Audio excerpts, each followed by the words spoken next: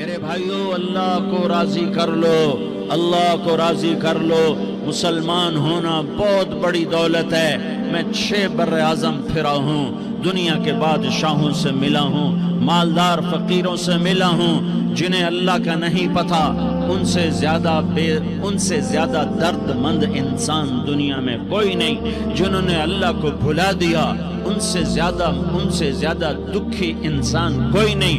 جنہوں نے اللہ کو بھلا دیا، ان سے زیادہ ناکام انسان کوئی نہیں۔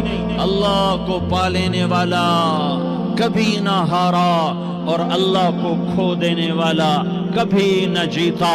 اللہ کو راضی کرنے والے کے مقدر میں ہار نہیں ہے، چاہے سولی پہ لٹک جائے، چاہے ٹکڑے ٹکڑے کر دیا جائے، چاہے آگ میں جلا دیا جائے، چاہے جانوروں کے آگے قیمہ کر کے پھینک دیا جائے۔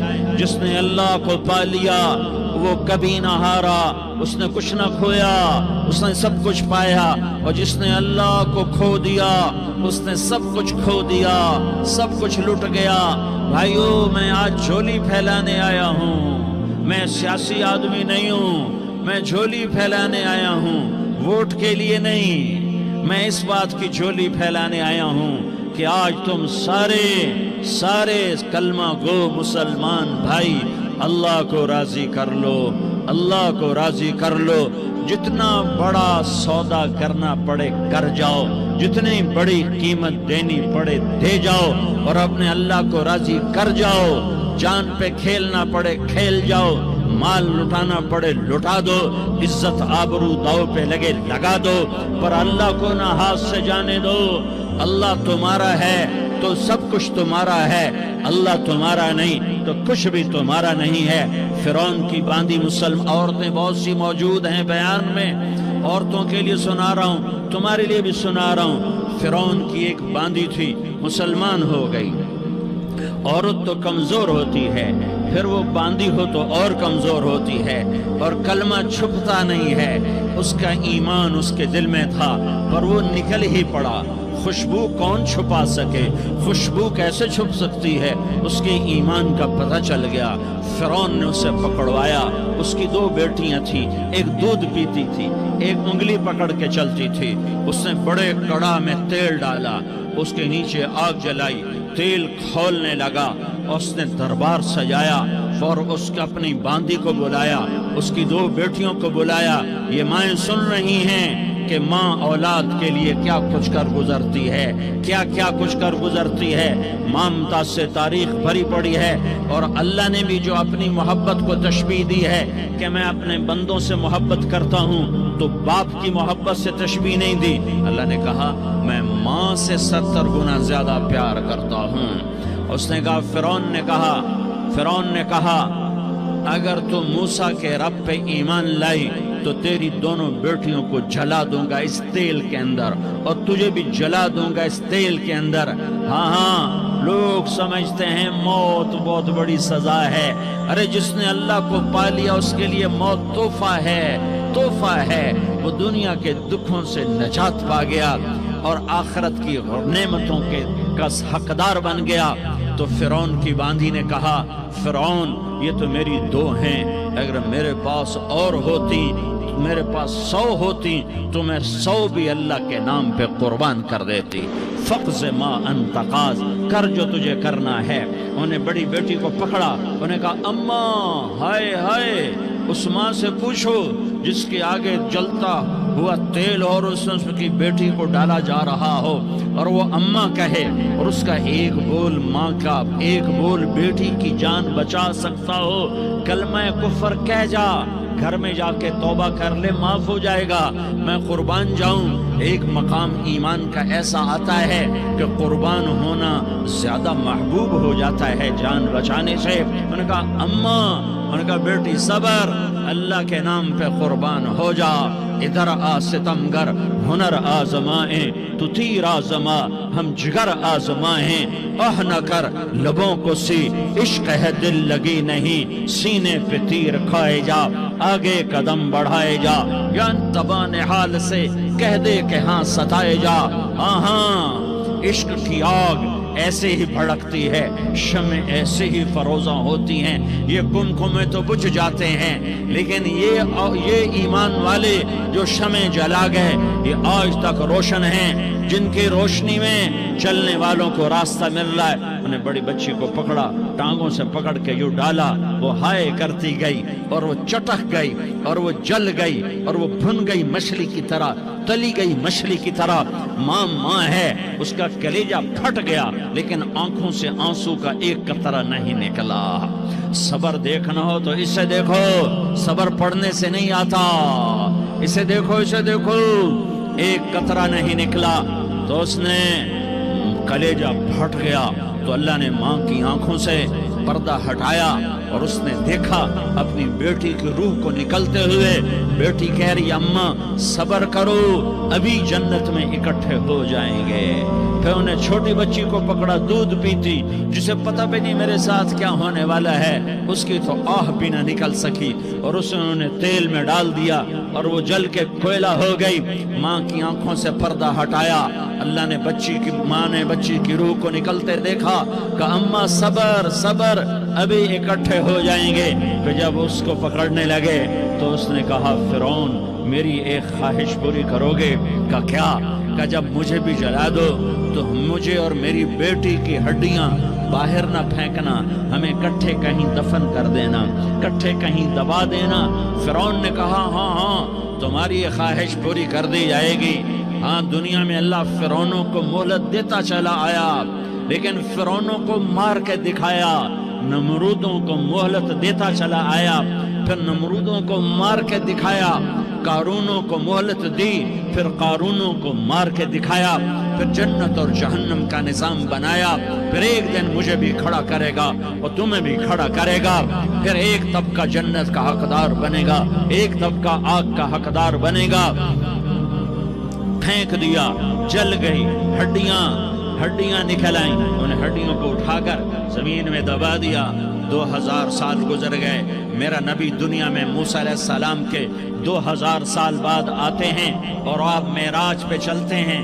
جب آپ بیت المقدس سے معراج کو اٹھے تو آپ کو زمین سے جنت کی خوشبو آئی، تو آپ نے ارشاد فرمایا جبریل میں جنت کی خوشبو سونگھ رہا ہوں، یہ کہاں سے آ رہی ہے؟ تو آپ نے جبریل نے عرض کی یا رسول اللہ فرعون کی باندی اپنی بیٹیوں کے ساتھ، اپنی ہڈیوں کے ساتھ جس جگہ پر دفن ہے، جس دن اسے دفن کیا گیا تھا، اس دن سے آج تک یہ خوشبو آ رہی ہے، اور یہ قیامت تک خوشبودار رہے گا۔ یہ زمین کا ٹکڑا کہ یہاں وہ دفن ہے جس نے اللہ کے ساتھ سودا کر لیا۔ اللہ سے سودا کر لو، اللہ سے سودا کر لو۔ یہ سودا حسین نے کیا اللہ کے ساتھ، ایک سودا یزید نے کیا، اس نے خون بہایا، اس نے ظلم کیا۔ ارے ظالم کبھی ہرا نہیں ہوتا اور مظلوم کبھی خشک نہیں ہوتا، ظالم پہ کبھی بہار نہیں آتی اور مظلوم پہ کبھی خزاں نہیں آتی۔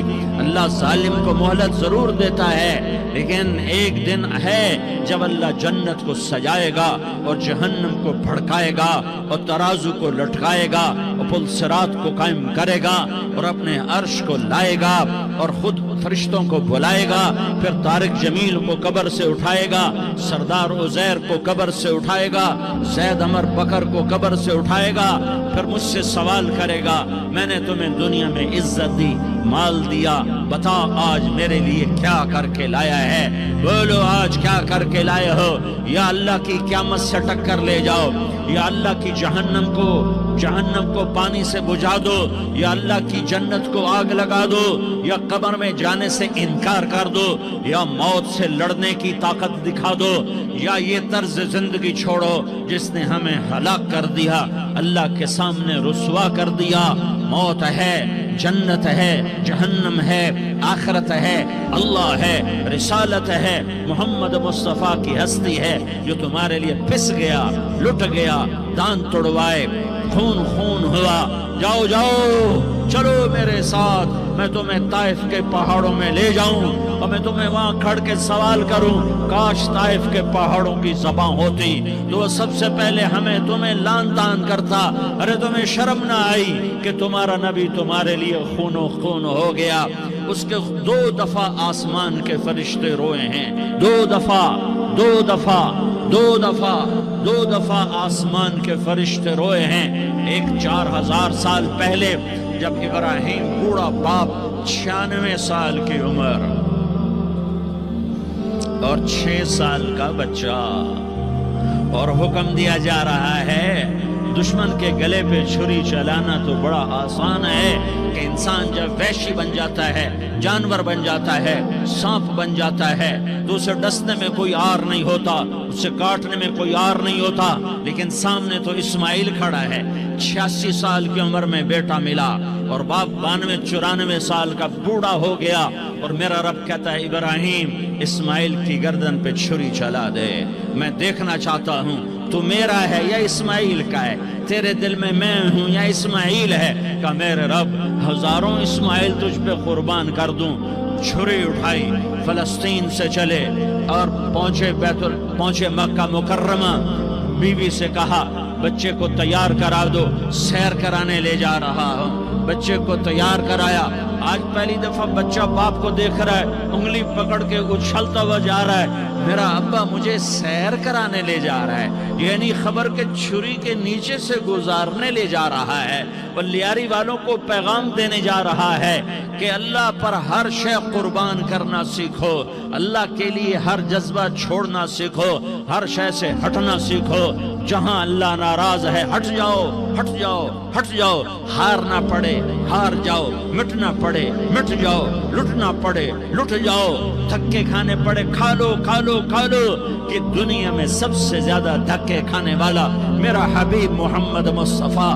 مجھے لیاری کا کوئی گھر دکھاؤ جہاں غریب نے پیٹ پہ پتھر باندھا ہو، آؤ میں تمہیں دکھاتا ہوں۔ میرا نبی مسجد نبوی میں بیٹھا ہوا ہے اور ایک صحابی آتا ہے اور آ کر یوں کپڑا اٹھاتا ہے، کہتا یا رسول اللہ ادھر دیکھو، میں نے پیٹ پہ پتھر باندھا ہوا ہے، بھوک کی وجہ سے میں سیدھا نہیں ہو پا رہا۔ 2 جہان کا سردار، مقام محمود کا مالک، عرش فرش پر جس کے نبوت کے ڈنکے، محمد جس کا نام، احمد جس کا نام، طٰہٰ جس کا نام، یاسین جس کا نام، پیٹ سے پتھر، پیٹ سے کپڑا ہٹاتا ہے اور فرماتا ہے دیکھ میرا صحابی، تیرے پیٹ پر 1 پتھر ہے، میرے پیٹ پہ 2 پتھر بندھے ہوئے ہیں، میرے پیٹ پر 2 پتھر بندھے ہوئے ہیں۔ ہاں ابراہیم نے چھری نکالی، بیٹا تیرے ذبح کرنے کا حکم ہو چکا ہے۔ بیٹا کہتا ابا جلدی کر، دیر کیوں کرتا ہے؟ ہاں کہانی سنانی ہے لیاری والوں کو، ایسی اولاد بناؤ، ایسے باپ بنو، اللہ کے امر پر یوں قربان ہونا سیکھو۔ اور اب معصوم بچے کو حیران ہو کر ابراہیم دیکھتا ہے، بیٹا تجھے پتہ ہے میں کیا کہہ رہا ہوں؟ کہاں پتہ ہے، آپ کہہ رہے ہیں میں ذبح کروں گا تو میں مر جاؤں گا، میں مر جاؤں گا تو مجھے آپ کی جگہ اللہ ملے گا، اللہ آپ سے بہتر ہے، مجھے دنیا کی جگہ جنت ملے گی، جنت دنیا سے بہتر ہے۔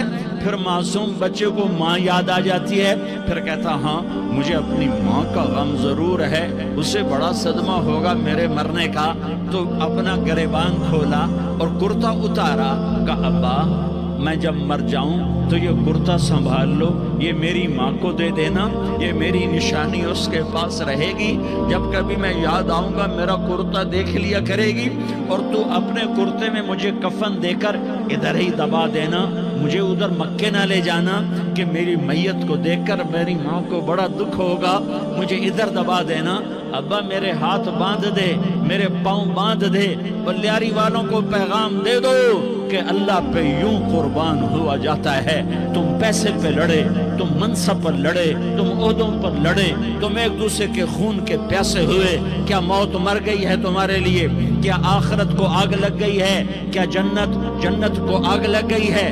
کیا جہنم کو بجھا دیا گیا ہے؟ کیا طارق جمیل کے لیے قبر کا ٹکڑا مقرر نہیں ہے؟ کیا اس کی جان کے نکلنے کا وقت مقرر نہیں ہے؟ کیا منکر نکیر میرے پاس آنے والے نہیں ہیں، تمہارے پاس آنے والے نہیں ہیں؟ 96 سال کا بوڑھا باپ بیٹے کے ہاتھ باندھ رہا ہے کسائی کی طرح، جسے بکرے کے ہاتھ پاؤں باندھتا ہے، پاؤں باندھ رہا ہے۔ پھر بیٹے نے کہا ابا مجھے الٹا لٹانا، سیدھا نہ لٹانا، کہیں تیری نظر پڑے اور تیرا ہاتھ کانپ جائے اور حکم ٹوٹ جائے، مجھے الٹا لٹا دے۔ وَتَلَّهُ لِلْجَبِينِ، الٹا لٹایا اور اپنا گوڈا ان کی کمر پہ رکھا اور ایسے ان کے سر کے بال پکڑ کر یوں سر اٹھایا، چھری کو نیچے سے گزارنے کے لیے، ایک ہاتھ میں سر کے بال، ایک ہاتھ میں چھری، گوڈا اس کی کمر پر، اور یوں آسمان کو دیکھا۔ ہائے ہائے، کائنات ہل گئی، ابراہیم کی نظر آسمانوں پر گئی کیا؟